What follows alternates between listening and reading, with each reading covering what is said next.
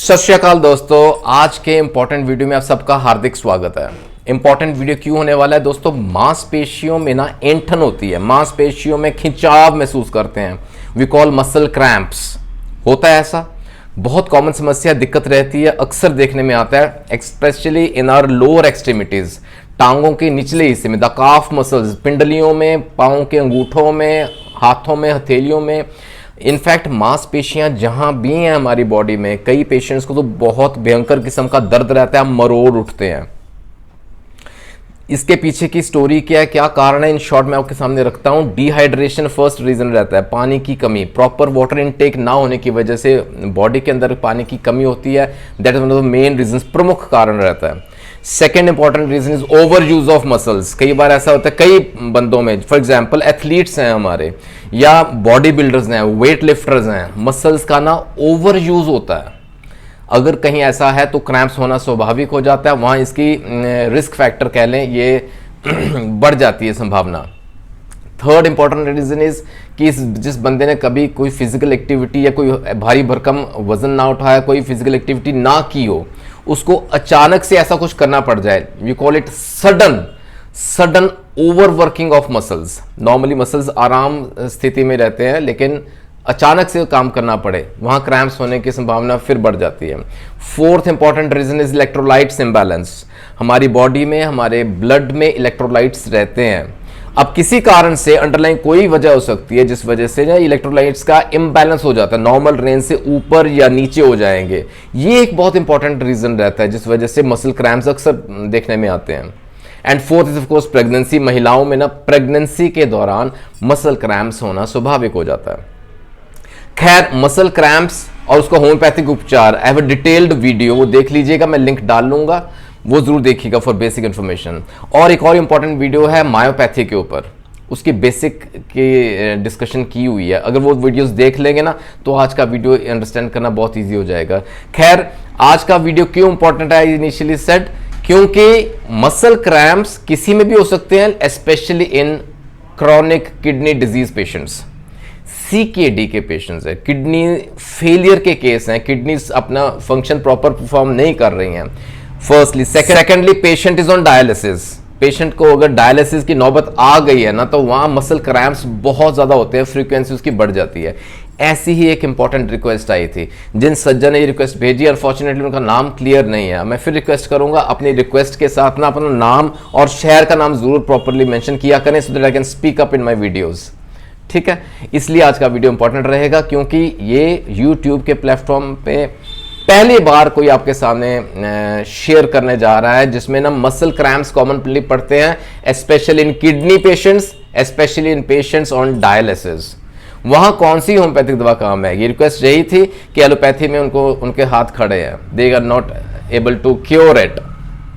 Homeopathy में कुछ ऐसा है, आज आपके सामने रखूंगा दोस्तों। होम्योपैथी की बहुत महत्वपूर्ण दवा, अ सिंगल बेस्ट रेमेडी, जो कि मसल क्रैम्प्स से राहत दिलाएगी आपको in case of CKD patients या पेशेंट्स ऑन डायलिसिस। पेशेंट जो डायलिसिस पे होता है ना, तो आखिर के 1-2 घंटों के अंदर ना मसल क्रैम्प्स की फ्रीक्वेंसी बढ़ जाती है। मसल क्रैम्प्स अक्सर देखने में आते हैं। नॉर्मली हम अगर मसल क्रैम्प्स हों, ये मांसपेशियों में ऐंठन और खिंचाव हो, तो हम क्या करते हैं, थोड़ा सा मसाज करेंगे, थोड़ा प्रेशर अप्लाई करेंगे, मसाज करेंगे उसको, तो हमें टेम्परेरीली रिलीफ मिलता है। लेकिन कई बार ड्यूरिंग डायलिसिस इस प्रकार के भयंकर मरोड़ उठते हैं, बहुत ज़्यादा भयंकर दर्द रहता है, ये जो क्रैम्प्स बहुत ज़्यादा सीवियर हो जाते हैं। इनफैक्ट एट टाइम्स वो डायलिसिस को रोकना पड़ता है, वो बर्दाश्त की हद से बाहर हो जाता है। ऐसे में क्या, ऐसे में the single very best homeopathic remedy is eupionum. Eupionum is a master remedy जो ऐसे केसेस में मदद पहुंचाती है। कैसे, आइए खुलासा करते हैं। यूजुअली ये नॉर्मली ये ना महिलाओं में बहुत ज़्यादा यूज़ की जाती है यूपियोनम मेडिसिन, क्योंकि ना एब्डोमिनल पेन्स रहते हैं, एब्डोमेन में क्रैम्प्स पड़ते हैं, specially in uterine displacement cases. आप इस बात को समझिएगा। First important is uterine displacement. Uterus अपनी जगह से जैसे डिस्प्लेस हो गया है, मरोड़ उठते हैं, बहुत भयंकर दर्द करता है, वहाँ यूपियोनम हेल्प करती है। सेकेंडली, महिलाओं में ये मैं आपको एग्जांपल दे रहा हूँ, एक लिकोरिया की दिक्कत रहती है, डिस्चार्ज की समस्या रहती है, उस वजह से ना with accompanying low back pain, लुम्बैगो पीछे नीचे जाके लो बैक में ना दर्द रहता है और वो भी असहनीय हो जाता है टाइम्स, वहाँ यूपीओनम हेल्प करती है। देन मेंस्ट्रुअल क्रैम्प्स, मेंसेस के दौरान उन दिनों में बहुत ज़्यादा मरोड़ उठते हैं, डिस्मेनोरिया के सिम्टम्स देखने में आते हैं और ये जो दर्द है, क्रैम्प्स उठते हैं महिलाओं में इन लोअर एब्डोमेन केसेस, वहाँ यूपीओनम बहुत हेल्प करती है। And in general cramps, muscle cramps में ये औषधि, ये रेमेडी हम अक्सर दिया करते हैं, पुरुषों में भी इक्वली गुड है। फॉर एग्जांपल अगर लोअर लिम्स की बात करें, टांगों के निचले हिस्से में, काफ्स में, पिंडलियों में, पाँव के अंगूठों में, कहीं भी इस प्रकार के क्रैम्प्स पड़ते हैं, स्पेशली एट नाइट, रात होते होते ये एग्रेवेट हो जाते हैं, नींद के समय, सोते समय क्रैम्प्स पड़ जाते हैं, eupionum is going to help you. और साथ में ना टीयरिंग सा दर्द करता है। मैंने बताया आपको जब क्रैम्प्स पड़ते हैं हम क्या करते हैं, उसको रब करेंगे, मसाज करेंगे, रिलीफ मिलेगा।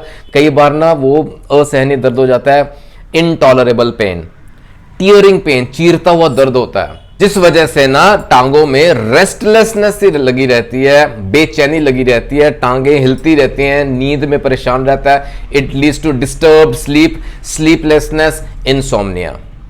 ये जहां सिम्टम्स इस प्रकार से जुड़ते हैं, eupionum is going to help you.